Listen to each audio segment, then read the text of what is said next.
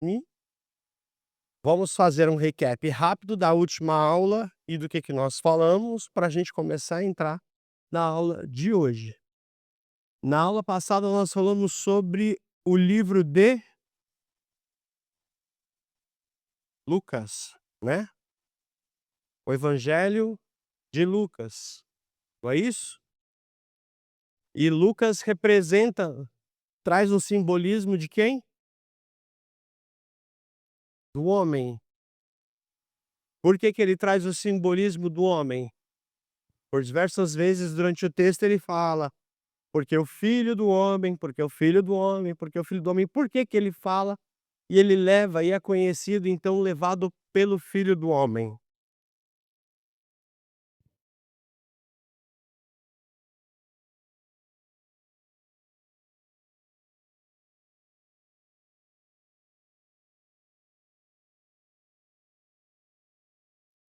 Para mostrar que ele não era um alienígena, sentiu exatamente as mesmas coisas que nós. E qual era o objetivo de Deus mostrar isso através de Lucas? Por quê? Mostrar que Jesus era como nós. Tornar Cristo acessível a todos. Boa, que mais? Para ser exemplo. Boa, que mais? Lucas não era um apóstolo, Lucas era um servo, era alguém que estava andando junto, aprendeu, ouviu. E uma das curiosidades que a gente vê de Lucas é que ele vai até a origem de Adão. Vocês vão pegar uma outra curiosidade hoje, muito louca.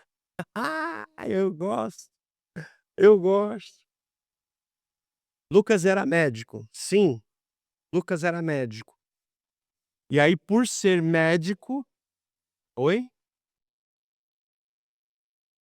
Tem, total. Porque na hora que ele, por ser médico, ele inclusive no começo do livro de Lucas, ele fala que ele estava escrevendo para Teófilo, ao excelentíssimo Teófilo, que era uma pessoa provavelmente influente da época, e ele queria dizer que por mais que as pessoas já tivessem narrativas. Gente, me perdoem, eu preciso fazer isso aqui. Não me julguem, mas eu preciso fazer isso aqui, tá aí. É, me perdoa. Não, eu tenho que fazer isso aqui, me perdoem. Não tá com chulé, prometo, só tô cansado mesmo. Eh, por ele ser, né, estar nessa condição, ele fala.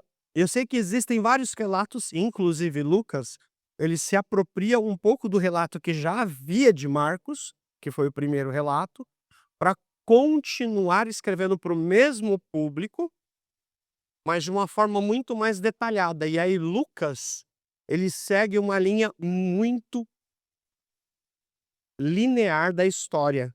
Ele começa a mostrar, assim, de uma forma muito detalhada desde o princípio. E aí ele começa falando da profecia de Isaías, da profecia que viria, né, e aí ele fala e faz o paralelo dos 2, da profecia se cumprindo, profético, se cumprindo com Jesus, né. Vindo a pessoa de João Batista, depois Jesus, se cumpre, e ali ele volta para a narrativa da genealogia para mostrar que Jesus, enquanto Mateus parava lá em Abraão, Davi, para mostrar que ele vinha de uma descendência real, Lucas vai até Adão, para mostrar que ele foi realmente parte da primeira criação de Deus. Para mostrar que Deus criou o homem, ele queria atingir não só aquele povo, mas ele queria atingir a todas as pessoas. E aí a gente vai vendo Lucas detalhando isso com a sua mão de médico, com a sua precisão cirúrgica, mostrando fatos e mostrando as coisas de uma maneira mais ordenada e temporal do que qualquer coisa. Tanto que ele termina o livro de Lucas falando sobre Jesus subindo aos céus e começa o livro de Atos também escrevendo para Teófilo, dizendo: "Estou continuando a escrever", e aí ele fala com detalhes o que aconteceu naquele finalzinho de Lucas. O quanto Jesus havia dito a respeito do Espírito Santo, e o que aconteceria a partir daquele momento com a igreja sendo impactada pelo Espírito Santo. Ele começa a dirigir esse momento para escrever a respeito de como Deus agiria com o Espírito Santo através da igreja.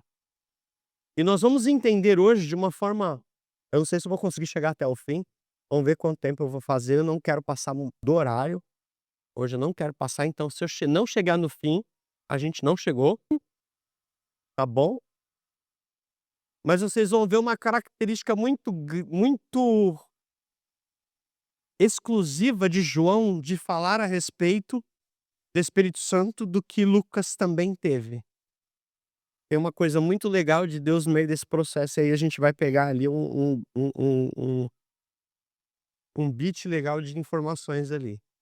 E é legal que Lucas, ele foi testemunha ocular de Paulo. Ele até um determinado ponto da história, ele viajou com Paulo, ouviu as coisas de Paulo, esteve junto com os outros discípulos, então ele pega todo o relato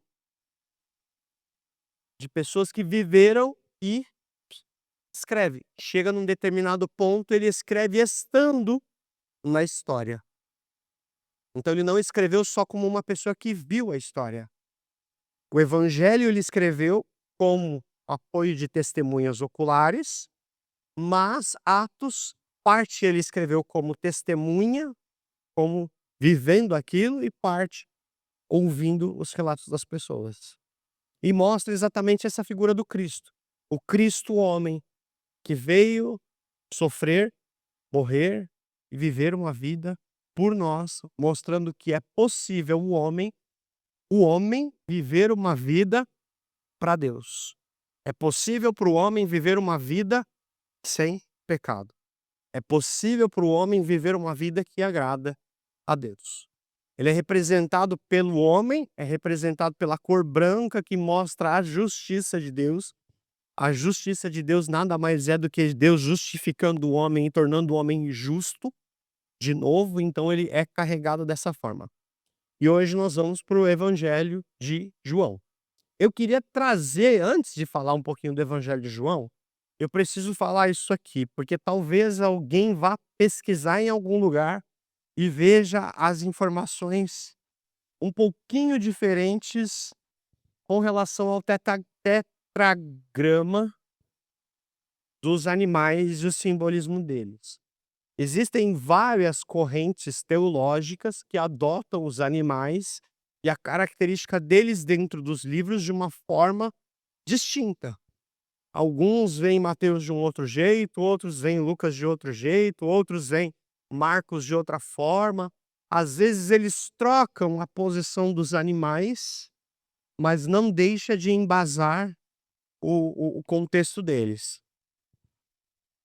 Eu estou seguindo uma linha que para mim não fez muito sentido, e nós vamos seguir por ela, amém? Não muda nada, a única coisa que é consenso de todo mundo é quem? João. João é consenso de todos. João é representado pela figura, e aí eu falei que eu ia trocar a lâmpada e eu não troquei, espera aí.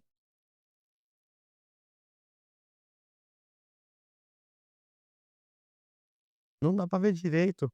Já já você vai ver que a cor você não vai enxergar direito aquilo. Trocando, 1, 2, 3. Aê! Ó, ó, ó. Daqui a pouco eu vou falar: "Alexa"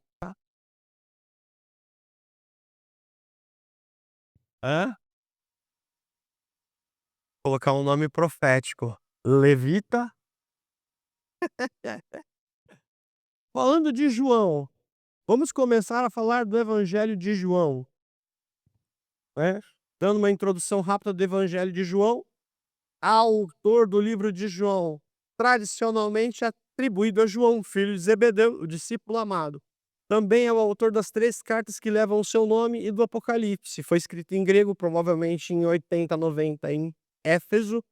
O público eram cristãos, judeus e gentios das novas gerações, que não conheceram Jesus pessoalmente. João escreve para fortalecer e combater as heresias como o gnosticismo, que negava a encarnação de Cristo. Deixa eu falar um pouquinho disso aqui antes de falar da próxima etapa.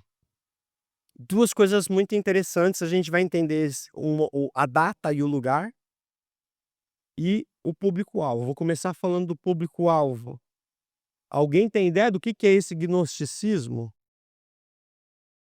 Alguém? Não?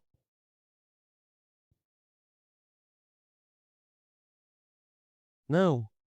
O gnosticismo, na realidade, não, negacionista não. Os negacionistas não, deixa quieto, deixa pra lá essa parte. Pula, pula. É que negacionista eu conheço vários, de vários tipos, de vários modos, de diversas frentes, de diversos aspectos políticos, centro, direita, esquerda. Tem negacionista de tudo quanto é jeito. Mas vamos lá. Os gnósticos, na realidade, eles acreditavam que existia uma faísca, uma fagulha que criou todas as coisas, e essa fagulha veio a partir de um cara chamado Demiurgo. Demiurgo resolveu criar o mundo, criou uma fagulha e botou essa fagulha dentro do homem e disse para o homem: "Olha, tem uma fagulha dentro de você, mas você não vai poder ver ela e você não vai viver ela". E as pessoas vivem de uma forma em que elas procuram descobrir, por si só, o que é essa fagulha interior que pode criar todas as coisas. É, é uma viagem. E eles começaram a negar a existência de Jesus. Para eles, Jesus era só um ser de luz que estava tentando mostrar para as pessoas como descobrir a luz que estava dentro delas. Então eles deturpavam tudo que era falado no cristianismo a respeito de Jesus. Vocês imaginam como que estava o mundo da época? Não muito diferente do que a gente tem hoje, talvez hoje esteja um pouquinho pior. Você tinha um grupo de cristãos que conheceram e andaram com Jesus, viram os milagres de Jesus, tudo que Jesus fez e realizou.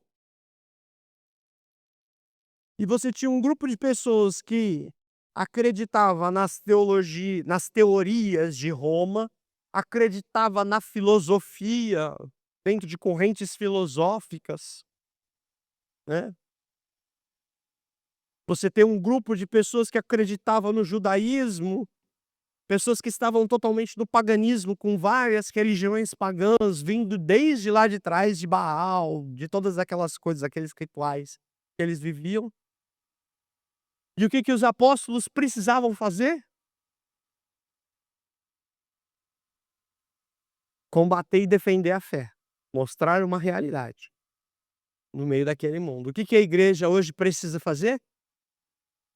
Carinho na cabeça dos crentes, porque se não fizer carinho na cabeça dos crentes, os crentes desvia e vai embora.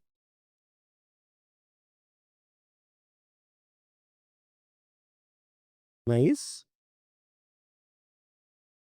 O que a igreja precisa fazer hoje? Coceguinhas no interior, para as pessoas se sentirem bem e gostar do culto e voltar para o culto, porque senão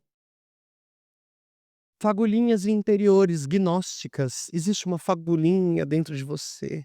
Deixa queimar, deixa que quase isso, é. Eu não queimei a música ainda, calma, não estraguei ela, mas só usei no calma, calma, espera aí, não me olhem com essa cara. Mas era mais ou menos isso, era uma faísca mágica. E os apóstolos precisavam combater isso. Então João escreve em uma época para combater isso. E a coisa começa a ficar um pouco pior. Por quê? João escreve essa carta em grego em uma época pós morte de muita gente que viveu os tempos de Jesus. Era uma nova igreja, era uma nova geração que estava chegando. Imagina o que que aconteceu, né. Ele tentava combater as heresias de pessoas que negavam que Cristo tinha vindo, e no meio desse processo aparece um cara chamado, lá em Roma, um cara chamado Domiciano. Esse imperador romano, ele era um cara tão cruel, que ele começou a fazer com a igreja exatamente o que Herodes estava fazendo na época de Paulo, lá no comecinho. Começou a perseguir, matar, prender e fazer com que todo mundo que dissesse que era cristão, que Jesus tinha vivido, eles perseguiam essas pessoas, queimavam, matavam, tomavam as suas propriedades, e de algumas pessoas que não adorassem a ele como sendo o grande Deus, porque ele se auto-intitulou Deus, o que que ele fazia? Você vai ser preso. E para onde que ele mandava essas pessoas? Para Patmos, para a ilha de Patmos. Patmos é como se fosse uma colônia penal. Ele pegava as pessoas que não adoravam a ele, porque ele se auto-intitulou Deus, e mandava prender o resto das pessoas. O que que ele fez com João? Mandou preso. Parte da igreja começa a crescer e algumas pessoas começam a receber relatos de João, mas não tinha certeza de que era João, se estava ali, se não estava, se João estava vivo ainda ou não. E ele continua preso em Patmos, e em Patmos ele tem a revelação do Apocalipse. No meio da prisão, no meio da perseguição, ele começa a receber revelações de Deus.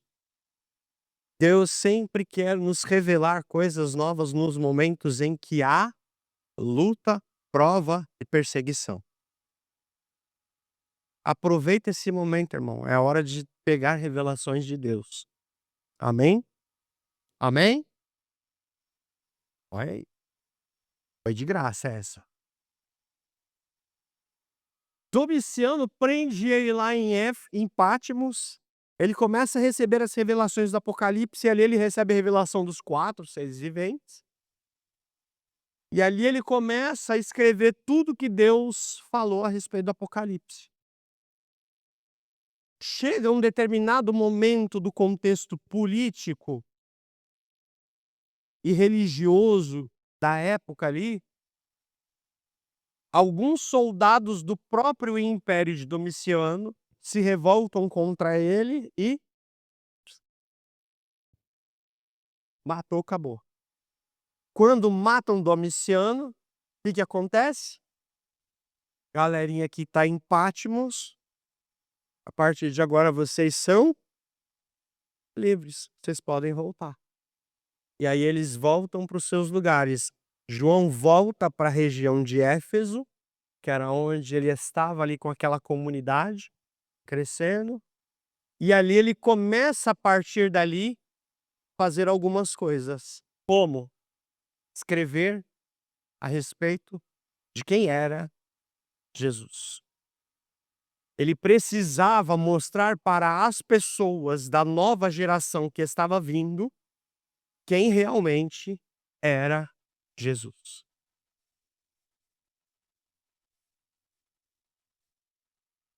E aí a gente começa a entrar e fazer algumas perguntas, né.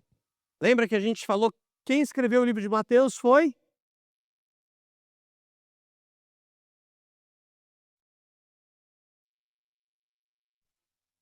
Quem escreveu o livro de Marcos? João Marcos. João Marcos era discípulo? Ele era servo, ele não era discípulo. Quem escreveu Lucas? Lucas. Ele era discípulo? Não. Quem escreveu João? João. E João era discípulo. Pergunte.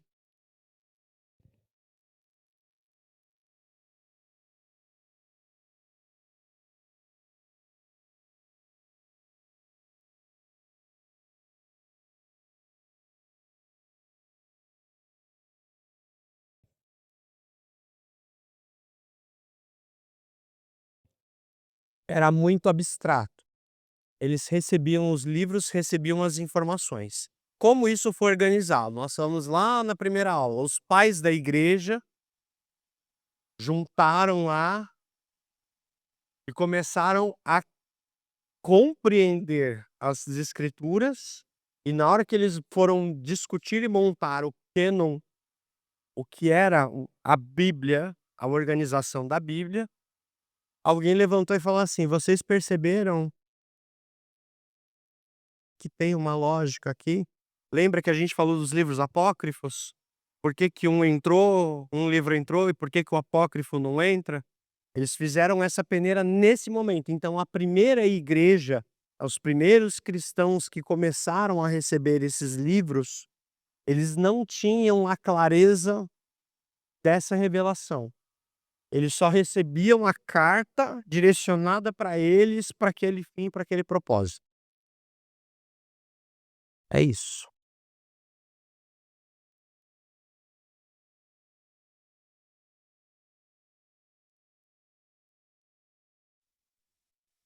Não, o primeiro foi o livro de Marcos, que foi uma pré-síntese, e ele começou a escrever a respeito para os cristãos que estavam sendo perseguidos por Roma, logo no começo do cristianismo.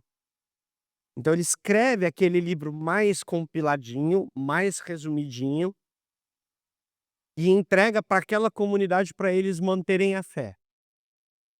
Aí o que que Mateus faz? Opa, existe um livro que foi escrito para um grupo, mas tem um grupo também de cristãos que são judeus que estão se convertendo e ainda talvez não conseguiram entender que Jesus era o rei dos reis. Era realmente descendente de Davi. Aí Mateus pega e reescreve, tanto que você pode olhar que tem muito do que tem em Mateus, está em Marcos. Aí ele pega e reescreve com um foco para aquele público judeu. Ok?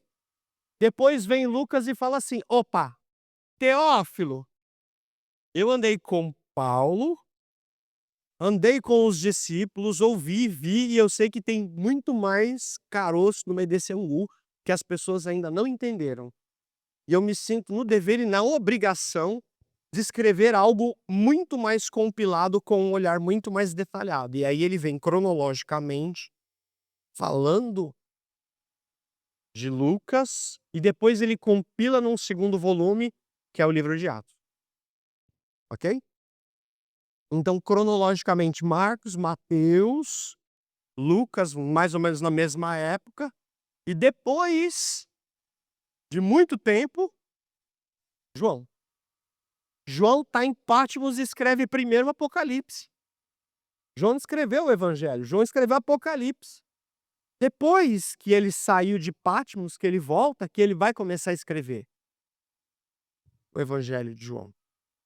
E aí, quando ele começa a escrever o Evangelho de João, ele começa a pegar uma nova geração que precisa conhecer e amar a Jesus de uma forma profunda, de uma forma muito maior do que a primeira geração.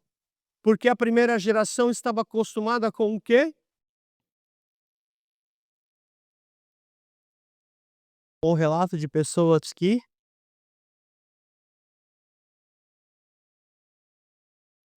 estavam presentes. Então é muito mais fácil algumas pessoas acreditarem na história do Paulo, porque o Paulo viu e viveu aquilo, vivenciou aquilo. Os novos precisariam viver aquilo que Jesus falou: bem-aventurado aqueles que não Viram, mas creram. João tinha uma responsabilidade na mão. Ele falou: eu preciso mostrar quem é esse Jesus. E aí, João, irmãos, João chuta o balde de um tanto que vocês não têm ideia. Hã? Muito velho, muito velho, muito velho. E o que acontece é o seguinte, né, se a gente parar e perceber o que aconteceu com todos os discípulos. Foram perseguidos e o que aconteceu com João? Morreu de velho, em boa velhice. Foi o único que não viu a morte. E Jesus falou isso para ele.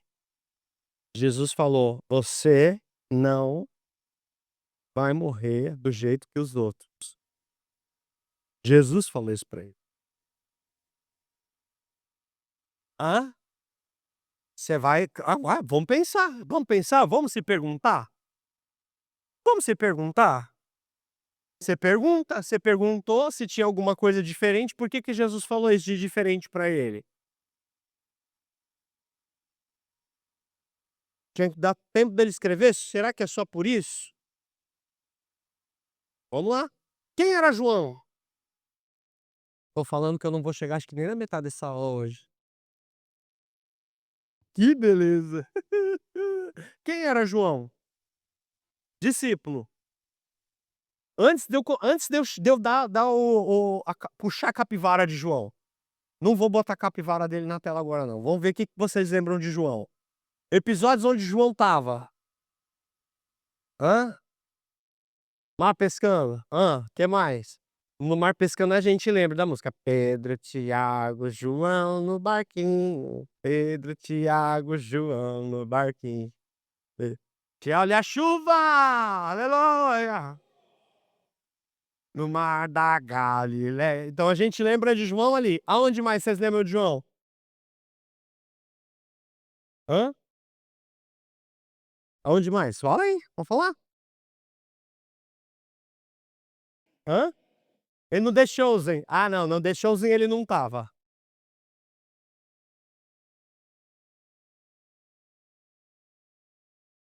Aonde? Aham. A cena do The Chosen grava na cabeça, grava, a Bíblia também grava. Ai, ai.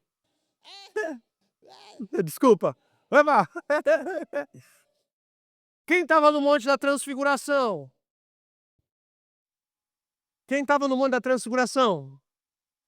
Jesus subiu com 3. Quem? Pedro, Tiago e João. No barquinho não, era no monte. Que mais? Lembra da menina que morreu e precisou ressuscitar? Quem Jesus leva para dentro? Pedro, Tiago e João. Não, tinha 12, irmão.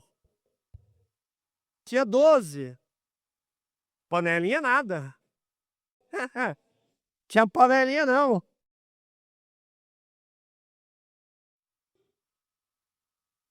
Que mais? Lembra quando Jesus chega no momento pior da sua história? Ele chega no Getsêmani e ele leva quem?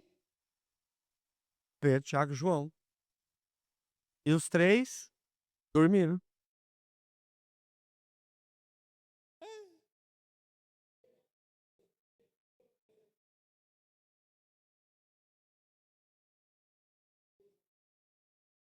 Ah,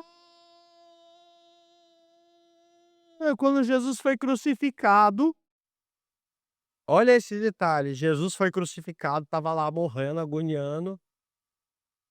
Maria chorando que nem uma doida no pé da cruz, porque o filho dela tá morrendo. E aí o pessoal vira para Jesus e fala: "Vai lá, abre lá, vai, tá bom, eu vou deixar você abrir". João capítulo 19. Papai. João 19.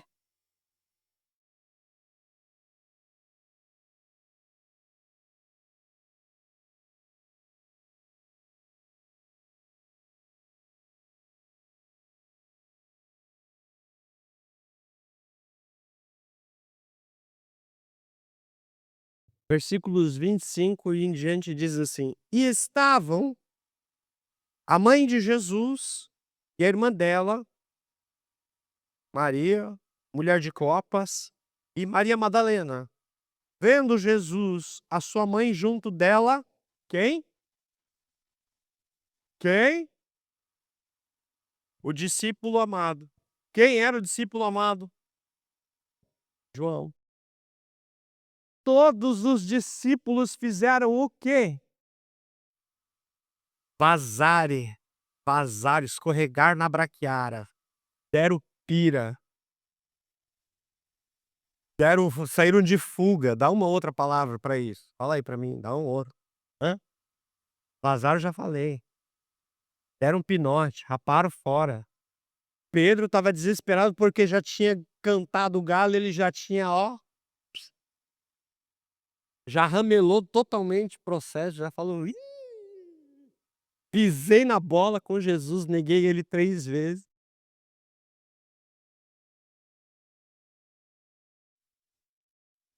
Não, era um galo mesmo. Era um galo, era um galo, era um galo, era um galo.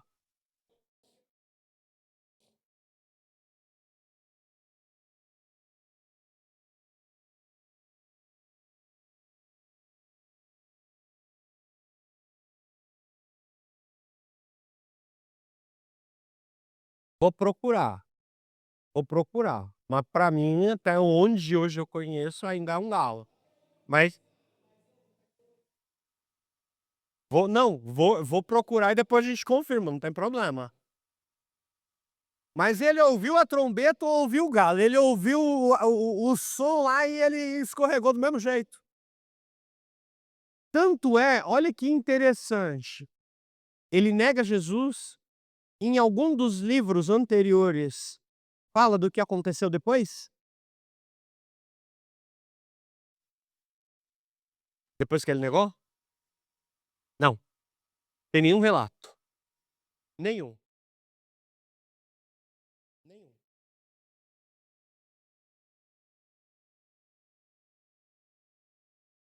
Hã?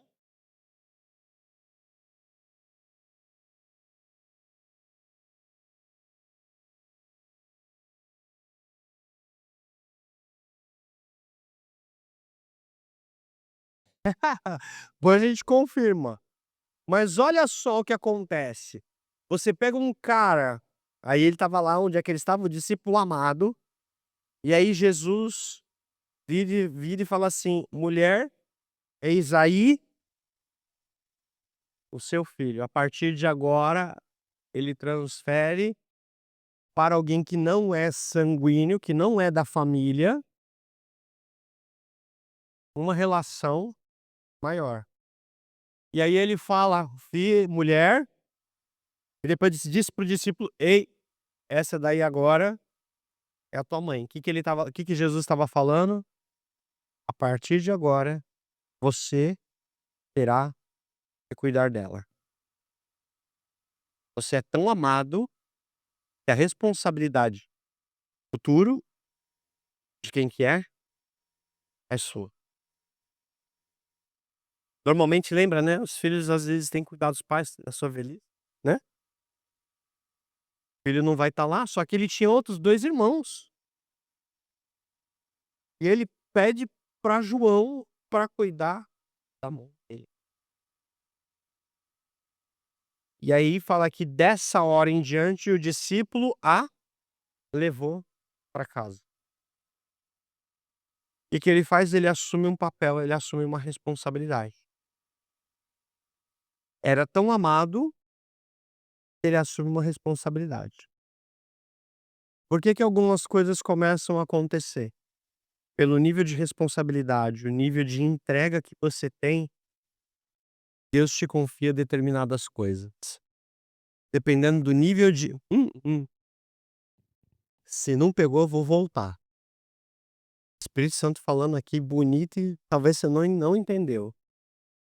Dependendo do teu nível de entrega, Deus vai te entregar responsabilidades e mudar histórias, mas depende do teu nível de entrega.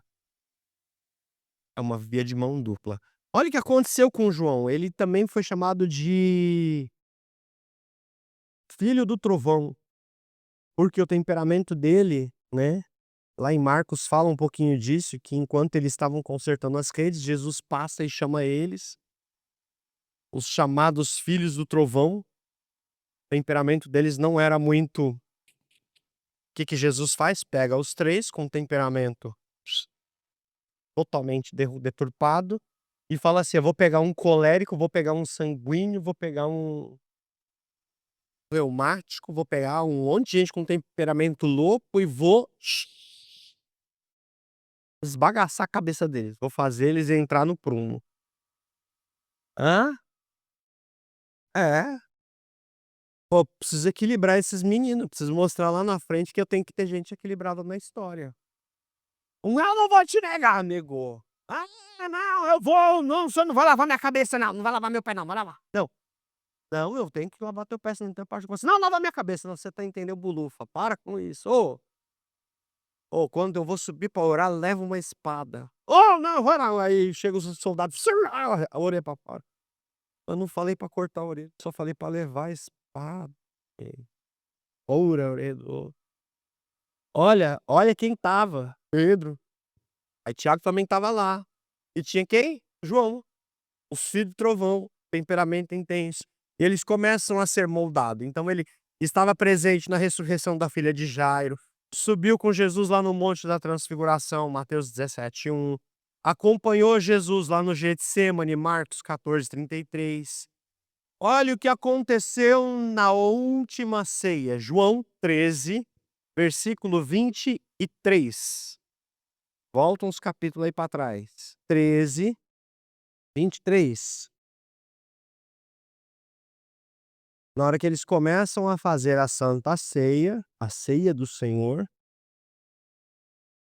Jesus lava o pé dos discípulos, fala do traidor e vai começar a servir a ceia. De repente, o que acontece? Então, na hora que ele falou: "Um de vocês vai me trair", que João faz?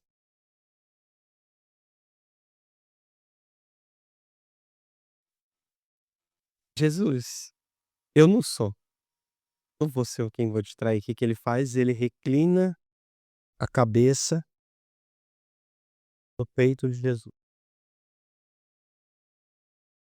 Qual foi a atitude dele? Jesus está dizendo: "Algum de vocês vai me trair". Ele precisou falar alguma coisa? Ele precisou se alarmar? Ele precisou ficar olhando para as pessoas Eita Jesus. Ele precisou ficar olhando para os outros discípulos procurando: "É você? É você? É você?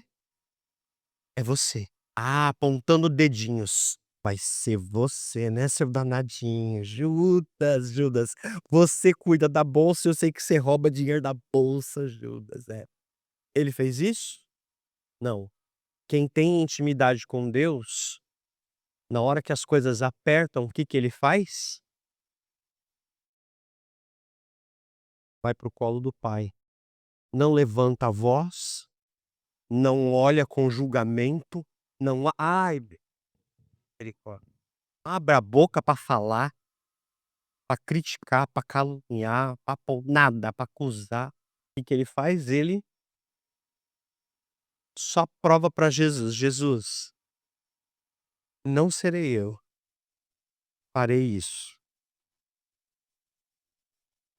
Quando Jesus falou para Pedro que ele negaria, Pedro dá um show. E aí Jesus fala assim: "Pedro, Satanás pediu para te cirandar, para te peneirar. Eu pedi a Deus para te preservar. João? O que aconteceu com João? Quer encostar, vaso? Pode encostar ali. O que acontece com João? Reclina o peito, Jesus.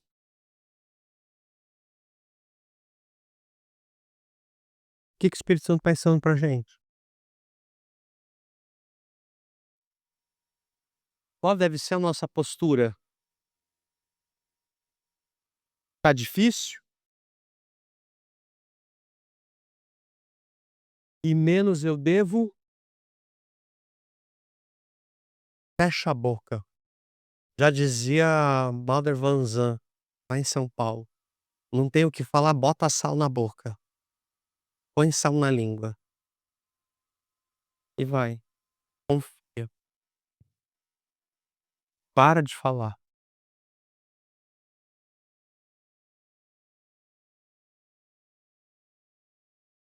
Nem comecei a aula. Já tô na hora de acabar.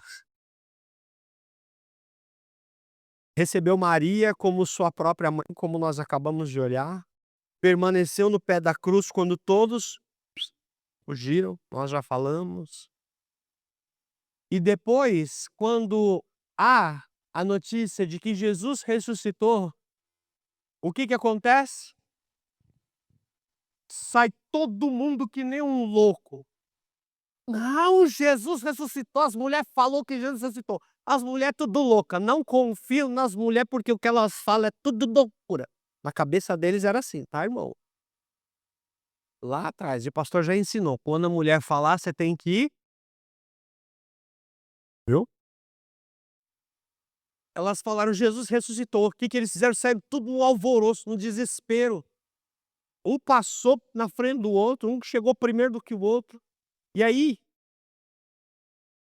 João chega, primeiro que todos eles. João deu uma carreira, porque ele falou: "Eu conheço". E ele não foi lá para fazer como Pedro. O que Pedro fez? Olhou, revirou, virou o pano. Cadê ele? Não, não é possível. O anjo fala. João não. Lá, vai lá, 20, versículo 8. Vamos lá. João 20, versículo 8.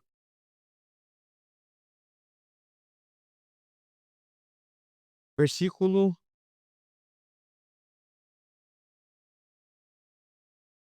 3 em diante diz assim. Vou contar a história que a gente contou ali. No primeiro dia da semana, capítulo 20. No primeiro dia da semana, de madrugada, quando ainda estava escuro, Maria Madalena. Onde é que estava Maria Madalena? No pé da cruz. Chegou no dia de fazer o preparo do corpo, ela volta, sai no meio da madrugada, quando ainda estava escuro, foi no túmulo e viu que a pedra tinha sido removida. Então correu, foi até onde estava quem? Simão Pedro e o outro discípulo, que era João. A quem? Você viu que ele não cita o nome dele. Ele pediu a glória para ele? Não. Ele só deixou nas entrelinhas que era alguém que Jesus amava.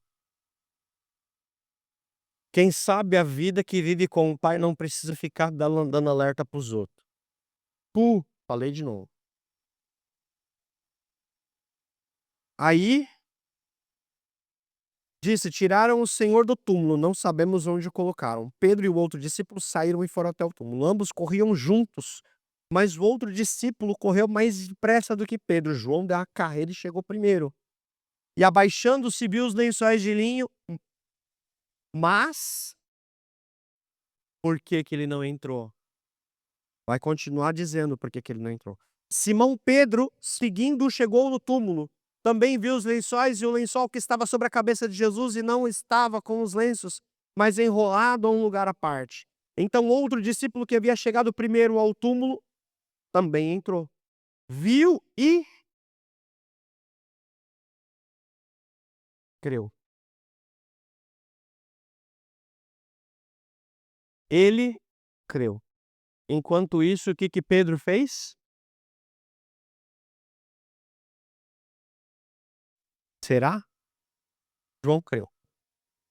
Pedro se perguntou.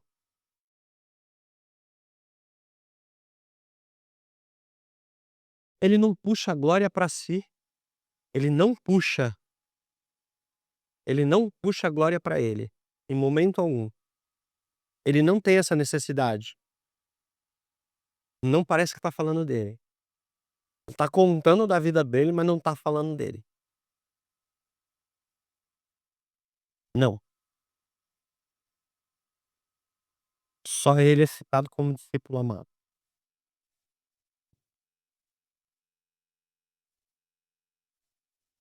Só.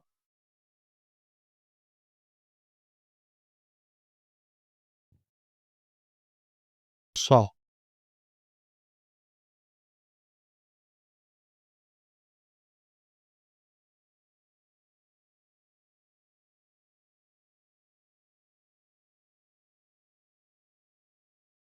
Por que não pensar nisso?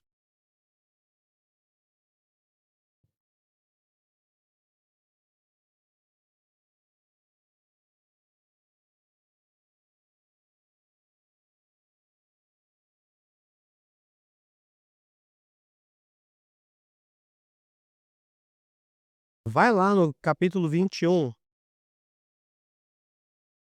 versículo 23. Alguém lê para mim.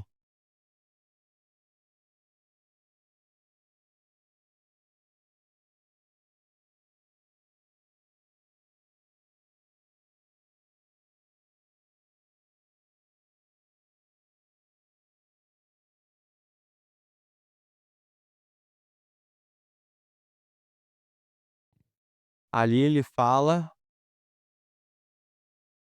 que ele e aí tem um motivo, tem um motivo, tem uma razão. E aí vocês vão entender qual é a razão a partir de agora. Ele é levado para onde?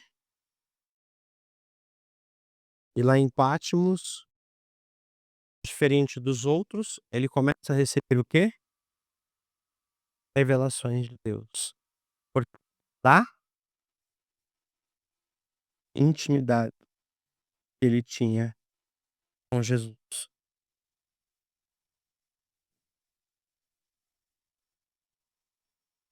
Olha como que Deus começa a mostrar e revelar as coisas. Prepara João para uma geração futura e vai precisar olhar uma pessoa que sente o que por Jesus? Sente o quê? Sente o quê? Amor. E ama a Jesus acima de todas as coisas. A próxima geração, viu, adolescentes? A próxima geração precisa ver em nós e em vocês o quê? Amor. Um amor a quem? A Jesus. Amor às coisas? Não. Amor aos movimentos? Não. Amor às pessoas? Também. Amar o teu próximo como a si mesmo. Aí João deixa um legado no meio dessa história. Qual foi o legado de João, o discípulo amado? Lucas, testemunha ocular e testemunha factual, escreve 2 livros. João escreve 5 livros.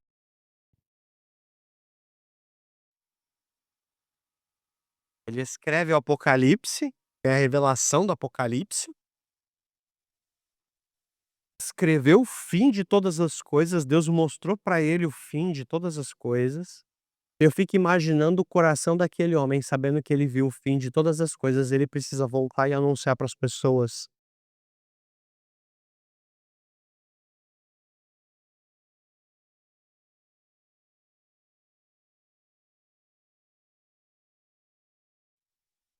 Também, mas ele amava Jesus, acima de todas as coisas. Esse amor levou ele a viver isso.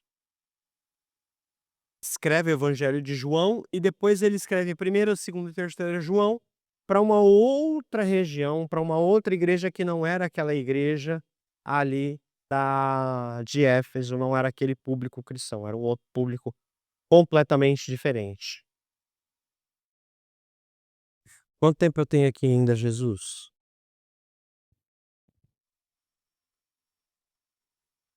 Deixa eu ver o que que eu vou fazer aqui. Amém? Tá claro até aqui? Alguma dúvida, algum outro comentário?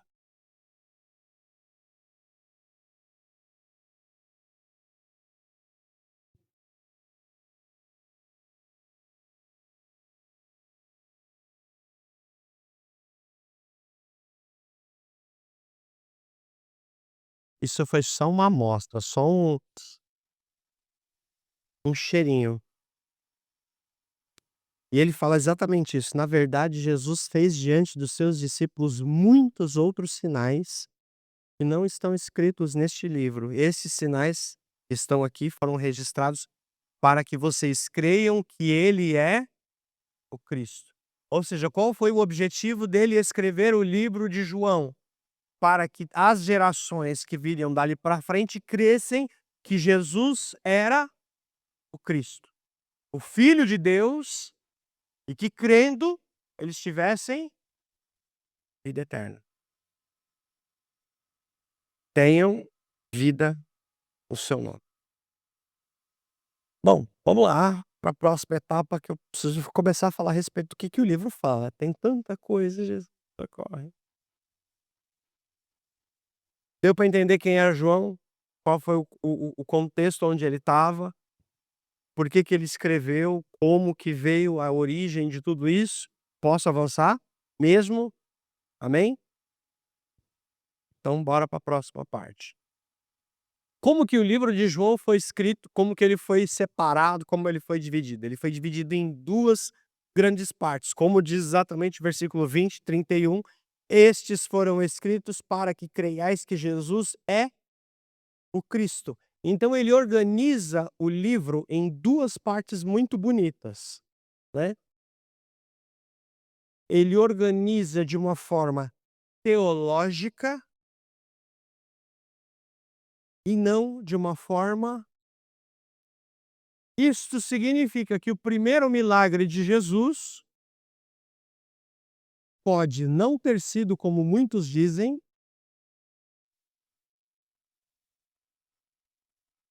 o casamento, as bodas. Porque na verdade o que que João queria relatar era mostrar quem era Jesus. Então algumas coisas no meio do livro, elas podem não estar na ordem, ok? Podem não estar na ordem. Como também pode ser que o casamento foi o primeiro? Pode.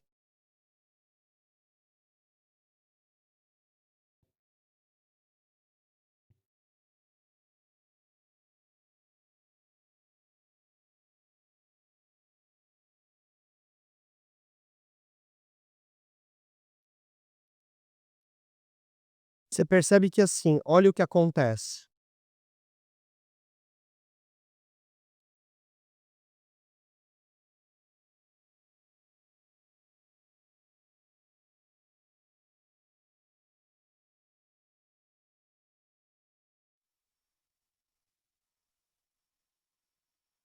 Você percebe o seguinte, o que acontece.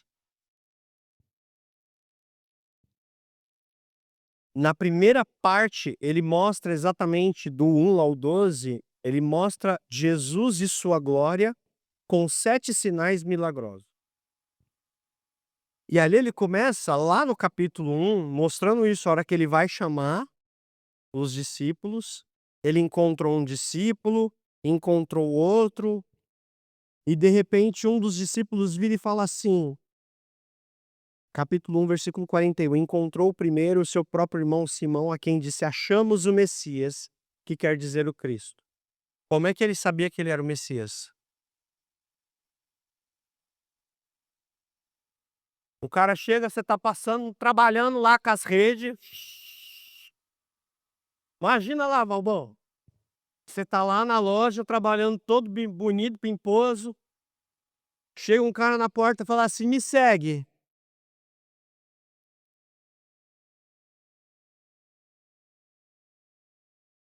Hã? Primeira pergunta que a gente, na nossa naturalidade, que a gente vai falar: "Pra onde?". Segunda pergunta: "Pra quê?". Terceira pergunta: "Te conheço? Quem é você?". Mas eles entenderam um negócio, olha isso. No dia seguinte, João estava outra vez na companhia de 2 dos seus discípulos e viu o eis o cordeiro, passou, foi batizado, tal.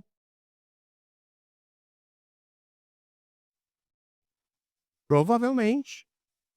Eles viram o quê?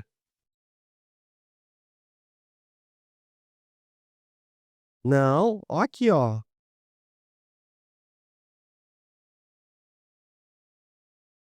Ó, olha o que que diz, lê aí, versículo 35.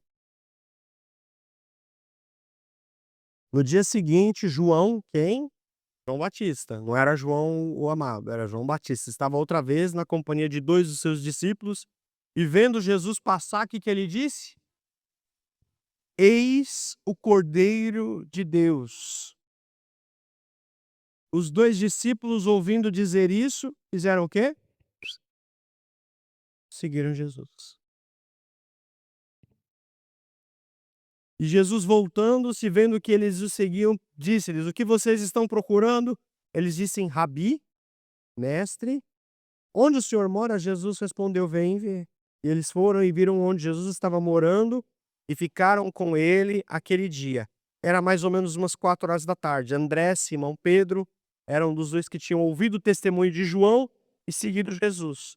Ou seja, os caras já seguiam João Batista. Estava com João Batista, ouviu falar do Cordeiro de Deus, seguiu Jesus e foi para onde? Para a casa de Jesus. O que será que ele viu lá? Ai, como que esse cara vive, como que ele mora?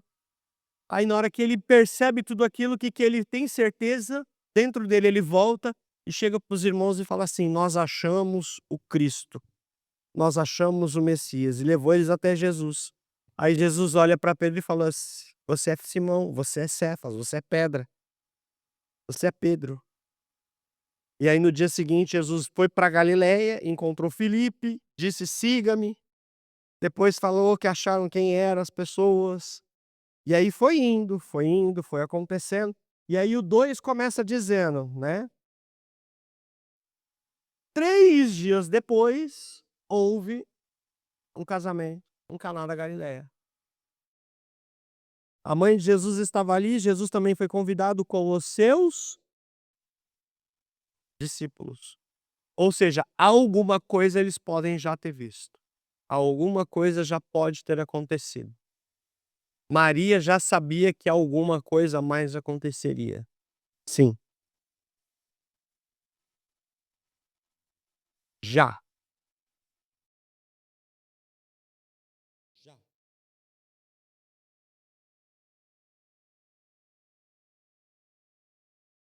Já. E ali, João monta exatamente o evangelho dele, escrito por ele, nesses 2 grandes blocos. O primeiro bloco dos sinais e o segundo bloco de glória, onde mostra a entrega, a ressurreição e o comissionamento, que é o envio dos seus discípulos. E no centro do livro, no meio de tudo isso que está acontecendo, ele mostra os 7 sinais e as 7 declarações de Jesus dizendo: "Eu sou". Mostra o quê? A natureza divina e qual era o propósito que Jesus veio. Então ele escreve separando em 2 bloquinhos para mostrar: olha, existem milagres, mas também existe glória. Existe sinal e existe glória. No meio disso, ele mostra e revela, a partir dos sinais, quem ele é, e na glória, quem ele também é.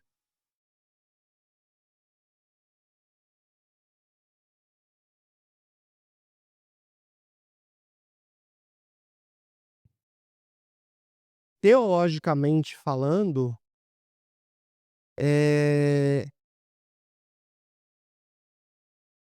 não, não.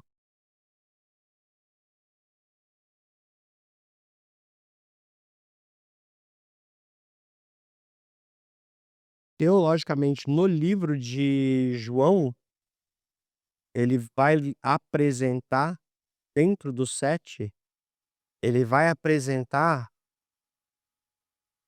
a cura da filha do oficial, aquela mulher que estava lá à distância e a fé vem executar. Hã? Então, vou trazer aqui de uma forma rápida, 7 sinais, porque precisa acabar. Mas eu preciso falar do prólogo primeiro. Deixa eu falar dos 7 sinais, vamos lá. 7 sinais.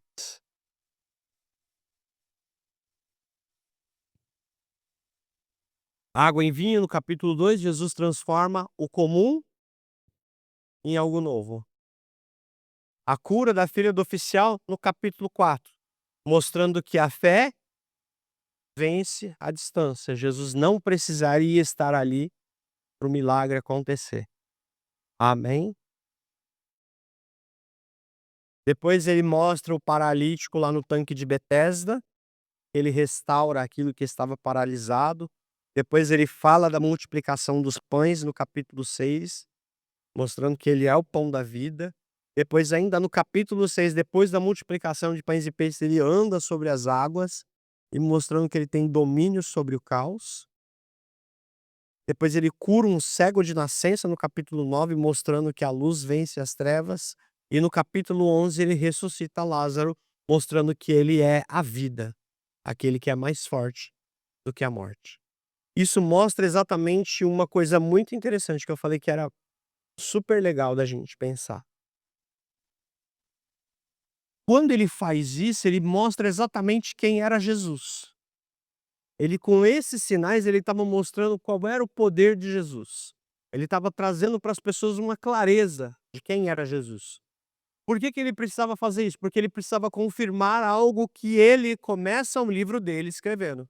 João, capítulo 1, o grande prólogo. O que que ele faz? João 1:1. No princípio, no princípio, e quando era o princípio?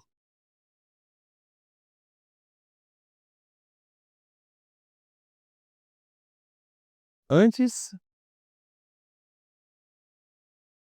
a genealogia de Mateus é Abraão, né? Descendente de Abraão, Davi. A genealogia de Lucas vai até? Qual é a genealogia que João apresenta?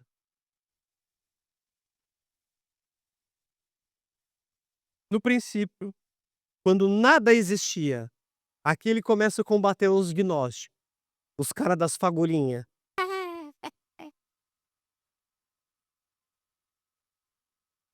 No princípio de todas as coisas, quando nada existia, existia quem? O verbo, a palavra. E a palavra, o verbo, estava onde?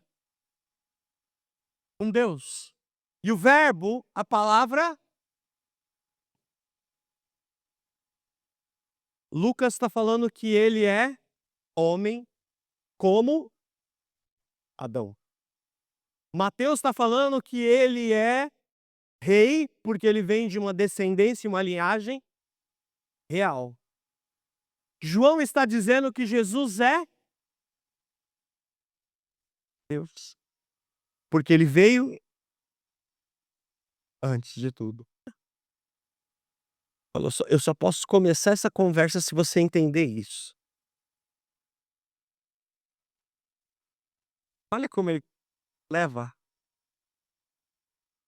João saiu do natural, ele precisava mostrar o sobrenatural. Ele precisava mostrar de uma forma poderosa quem era Jesus. E ele começa dizendo exatamente isso: o logos, o verbo, a palavra, a própria expressão do Pai vem,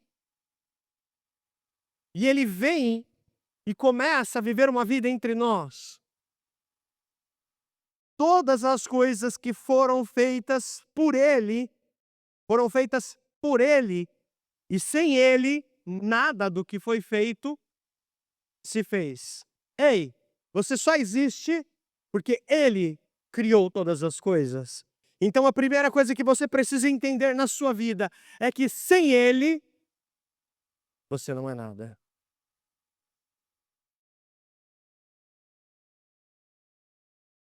Não adianta você achar que ele é rei, não adianta você achar que ele é senhor, não adianta você chamar ele de papai. Se você não entender que ele é todas as coisas, antes de todas as coisas, não vai adiantar nada. Vai querer adiantar fazer carinho na barbinha do papai.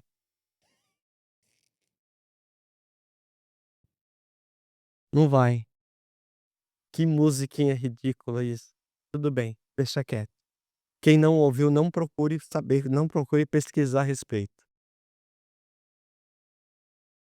É horrível isso, é horrível.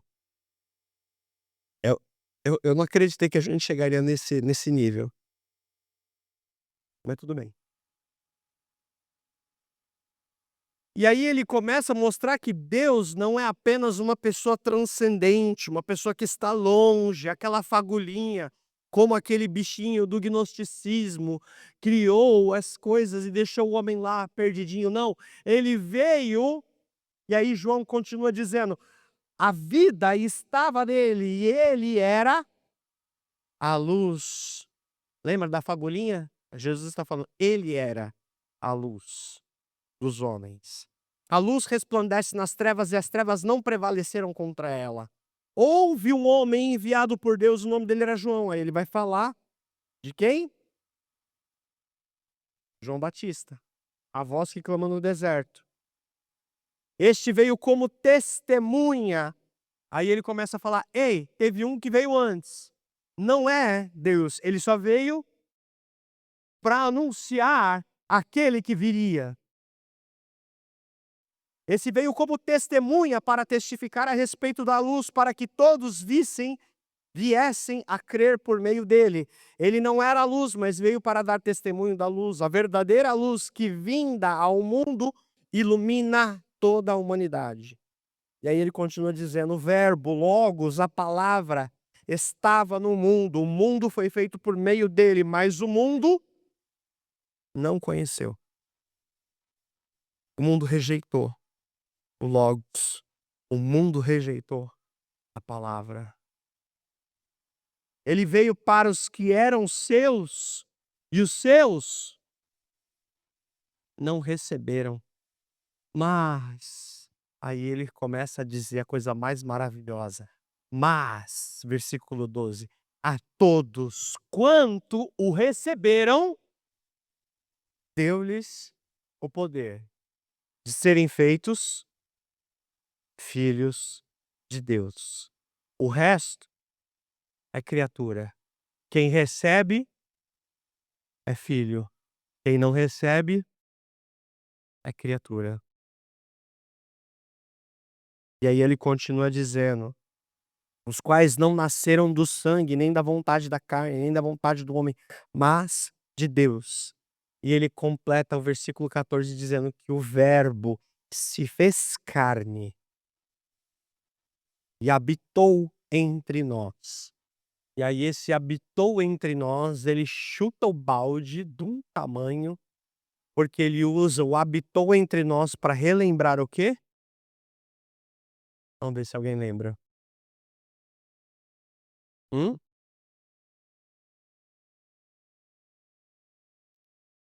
Ele habitou entre nós.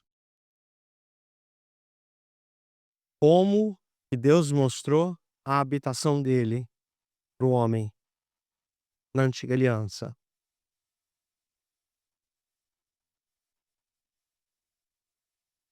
Como é que ele está começando a falar do verbo? Ele está falando que o verbo já habitou. Como? Lá atrás, a sombra já tinha revelado. E esse habitou é exatamente a palavra traduzida do original, vem trazer esse sentido de tabernaculou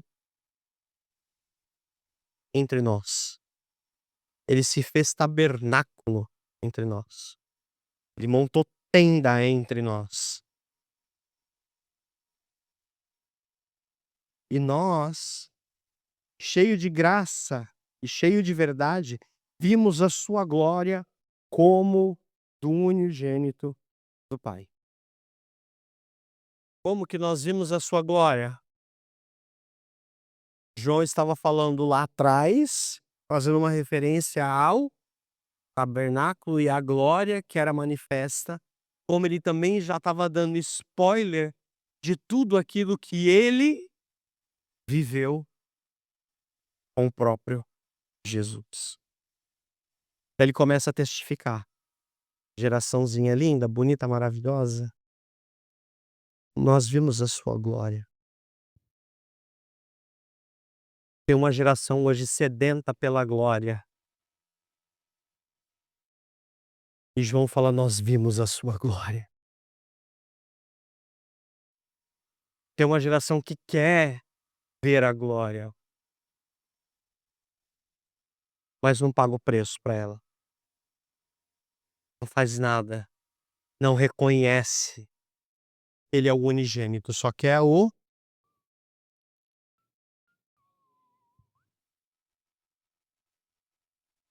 a fagulhinha, a faísquinha.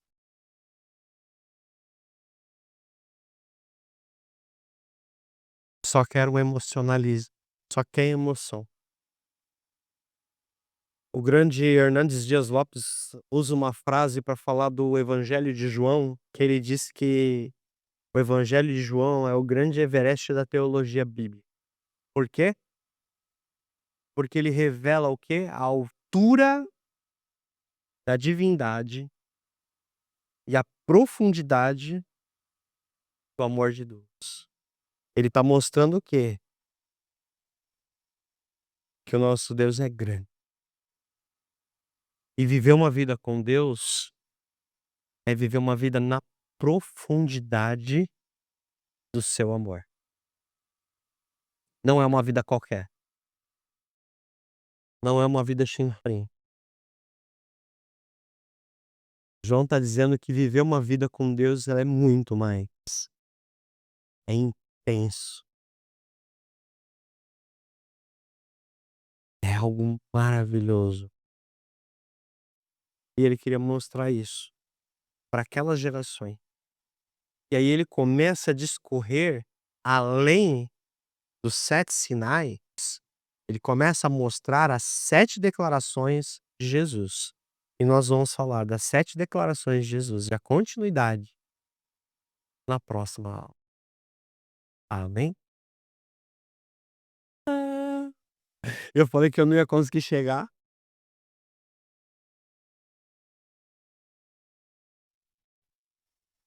Vou dar só um spoiler da próxima aula. Vocês querem spoiler ou não? Não, não quer. Pronto. Vamos ficar de pé e vamos orar. Não, de verdade, alguém quer um spoiler? Quer? Quer? Você quer? Oh,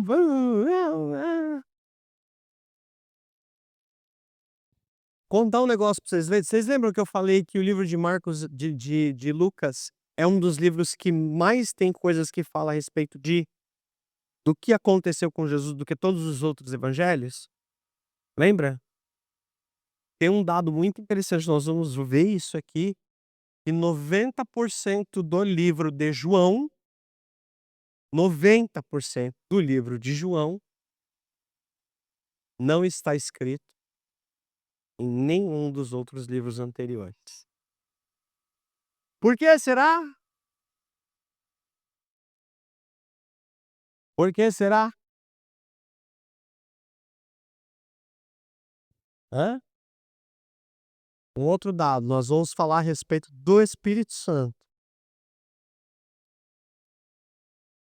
Alguém tem ideia quantas vezes João fala a respeito do Espírito Santo no livro dele? Chuta. Não. 7? Não. Lucas falou 17.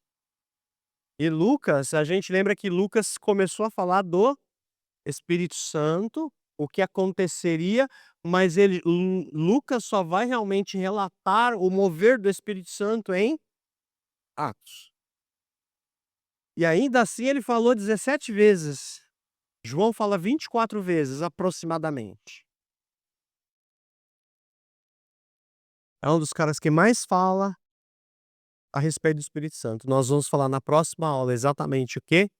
A diferença do porquê que Lucas fala do Espírito Santo de um jeito e porquê que João fala do Espírito Santo de outro jeito.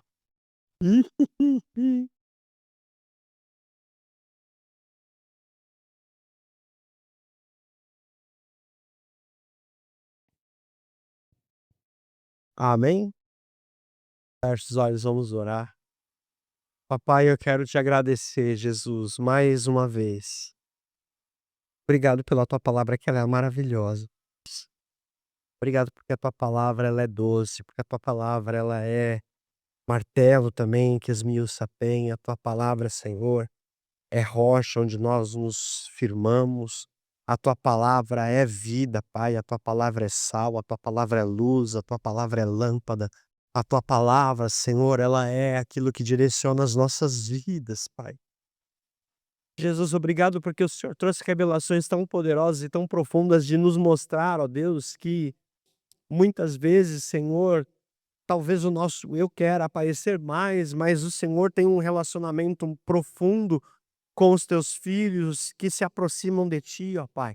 Nos ensina, Senhor, a cada dia viver reclinados, Senhor, no teu colo, Pai, reclinados, Senhor, assim como João esteve, Pai, ó Deus, no aconchego da tua glória, da tua presença, Pai, porque reclinados, ó Deus, na tua presença, Pai, nada mais vai nos satisfazer, outras coisas não serão importantes para a nossa vida, Pai.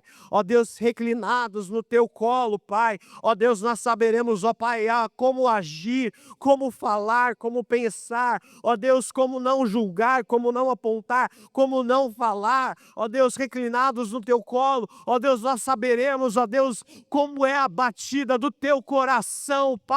Ó Deus, é isso que o Senhor quer revelar para nós, ó Pai. Nós precisamos conhecer as batidas do teu coração. Espírito Santo de Deus, nos perdoa quando nós estivemos longe do Senhor ou só buscando aquilo que estava nas suas mãos. Deus nos ensina, Pai, a parar, ó Deus, da correria e parar para ouvir as batidas do teu coração. Nos ensina, Espírito Santo, a nos aconchegarmos em ti, Senhor, e esperar em ti e saber que o Senhor tem revelações poderosas, o Senhor tem livramentos poderosos, o Senhor tem provisões poderosas, o Senhor tem caminhos que a gente nem sequer imagina, mas o Senhor já conhece e o Senhor já sabe e o Senhor nos levará a trilhar eles, ó Pai. Nos ensina, Pai, a cada momento crer, ó Deus amado, mesmo sem ver, crer, Senhor amado, sem esperar, ó Pai, ó Deus, um arrepio, crer, Senhor, sem mesmo saber, ó Deus, o que pode estar acontecendo, mas ter a certeza de que o Senhor já agiu em nosso favor, o Senhor já operou no meio de toda e qualquer situação que nós passarmos, Pai. Nos ensina, Espírito Santo, Nos ensina, Senhor. Nos ensina, nós queremos aprender contigo, Pai. Nós queremos aprender de ti, Senhor. Em nome de Jesus. Em nome de Jesus. Dá-nos a conhecer, Senhor, o teu coração. Leva-nos para mais perto, Pai, do teu coração, Pai.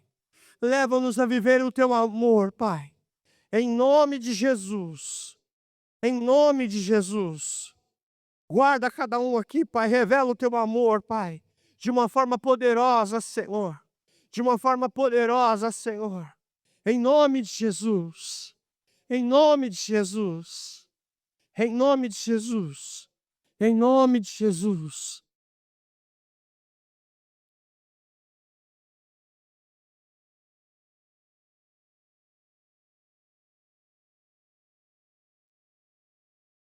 Em nome de Jesus. Leva-me para mais perto. Leva-me mais profundo. Eu quero conhecer teu coração. Teu amor é tão mais doce que tudo que já provei. Eu quero conhecer teu coração.